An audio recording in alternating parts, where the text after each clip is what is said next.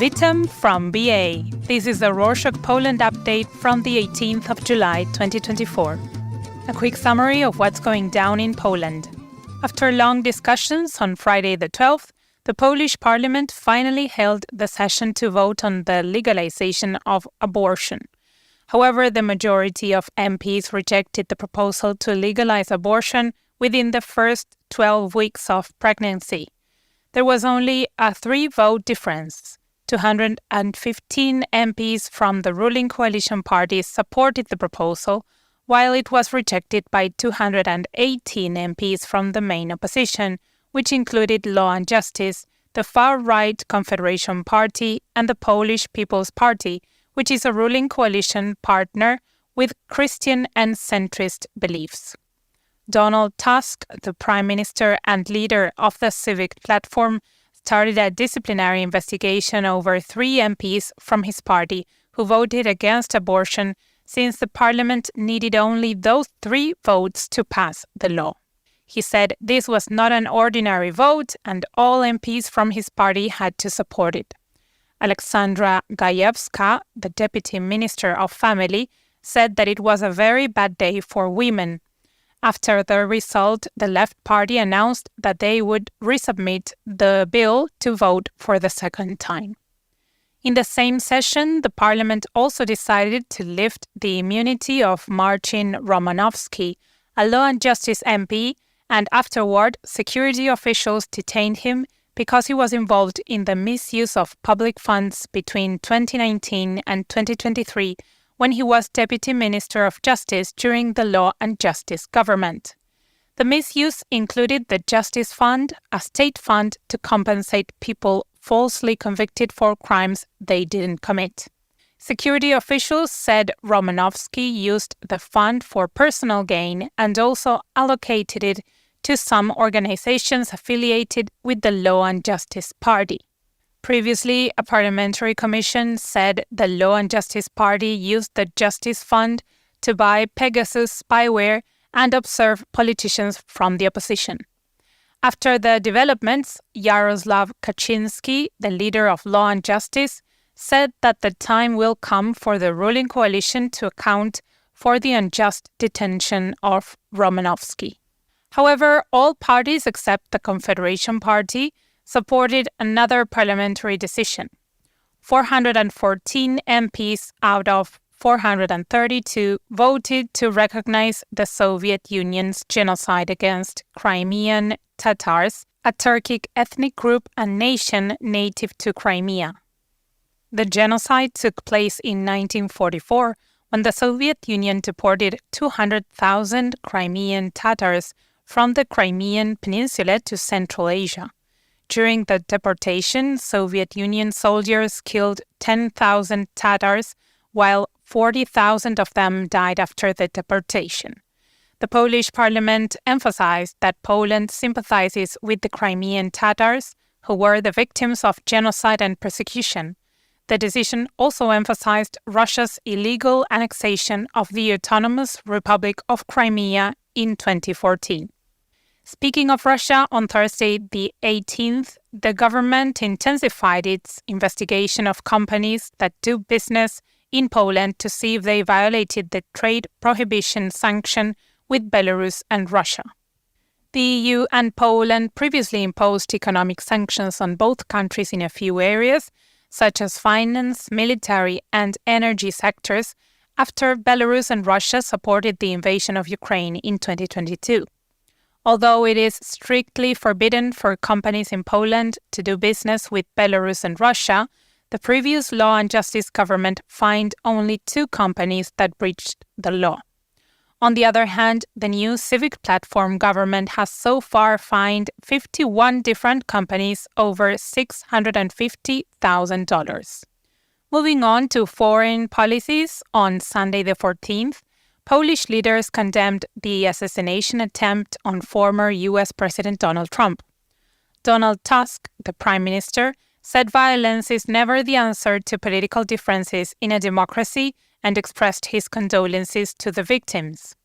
On the other hand, President Andrzej Duda said the incident is shocking not only to America but also to the entire free and democratic world, and he wished Trump a fast recovery.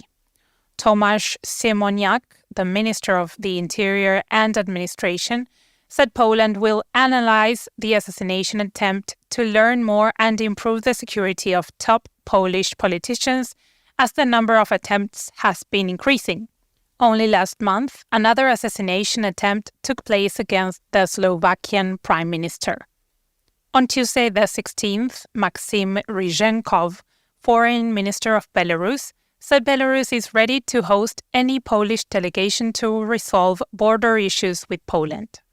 Poland and Belarus have been in conflict for years because Belarusian officials allegedly motivate illegal immigrants from the Middle East to rush into the Polish border to destabilize Poland and the EU.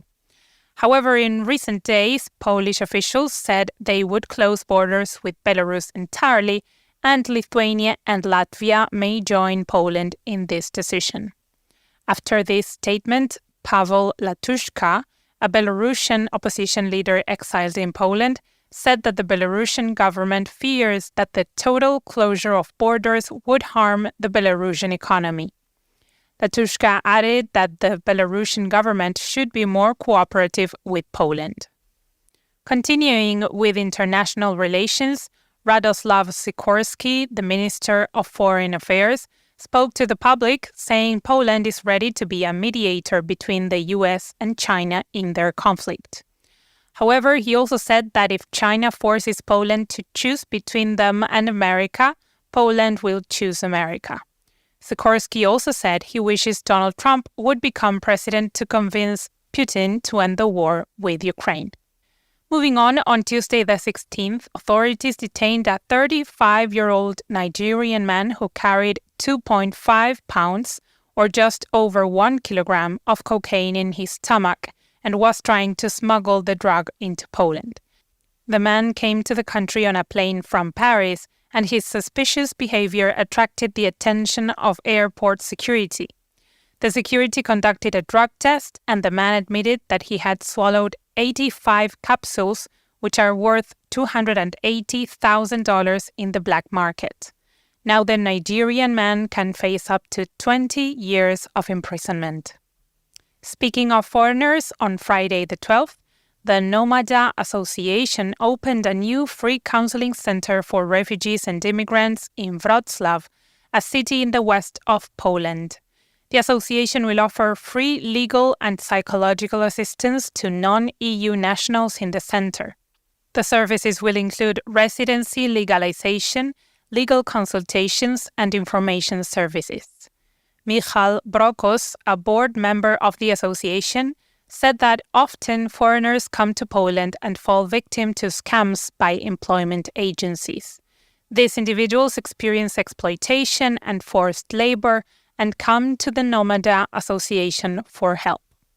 On a positive note, the government will fund the new renovation project of the Henryk Arktowski Polish Antarctic Research Station with $10 million of financial support.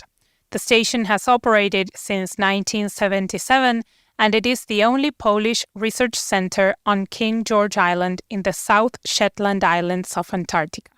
In unrelated news, on Friday the 12th, authorities continued to close down bathing areas in the country due to contamination by cyanobacteria.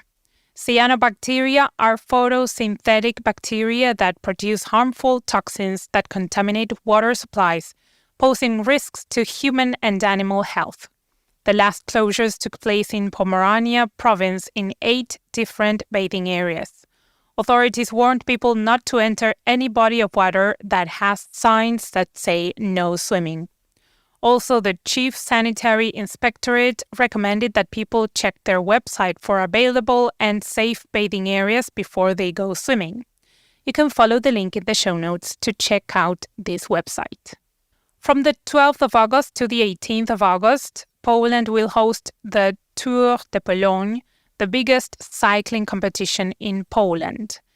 Anyone who wants to participate can join the competition and cycle the 1,050-kilometer-long route, which starts in Wrocław and ends in Karpacz, a city in southwestern Poland. And that's it for this week. Thank you for joining us. We wanted to love these updates even more than you already do. We prepared a very short survey that will take you just minutes to fill in and is linked in the show notes. We know what you're saying. Dude, I'm driving, or I'm cooking and my hands are covered in food goo. I promise that it will only take a few minutes and we would really appreciate it. Your feedback helps us keep the updates coming your way. Hope to hear from you soon. Do zobaczenia!